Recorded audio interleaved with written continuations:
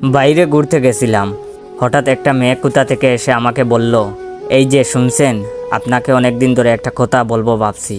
আমি বললাম, কি কথা? আমাকে চেনেন নাকি আপনি? মেয়েটা বলল, অনেক দিন ধরে আপনাকে খেয়াল করি, সত্যি বলতে আপনাকে আমার ভালো লাগে। I love you. Please please please না করবেন না, তাহলে আমি মরে যাব।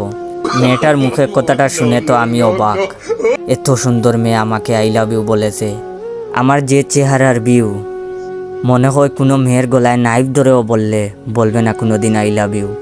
মেয়েরা আই লাভ ইউ বলা তো দূরের কথা, আমাকে পাত্তাও দেয় না, অথচ এই মেয়েটা আমাকে আই লাভ ইউ বলেছে। তাই আমিও সাথে সাথে রাজি হয়ে গেলাম। শুরু হলো আমাদের প্রেম।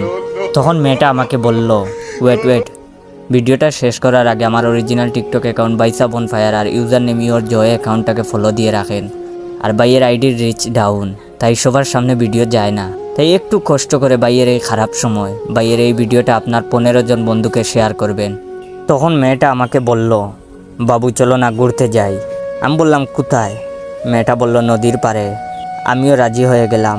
নদীর পাড়ে দুজনে হাত ধরে হাঁটছি। হঠাৎ মেয়েটা বলল, বাবু শুনো, আমি পানিতে নামি, তুমি পিক তুলো, তারপর তুমি নামবা, আমি তুলবো, পরে ফেসবুকে দেব, সবাই দেখবে আমাদের কত ভালোবাসা।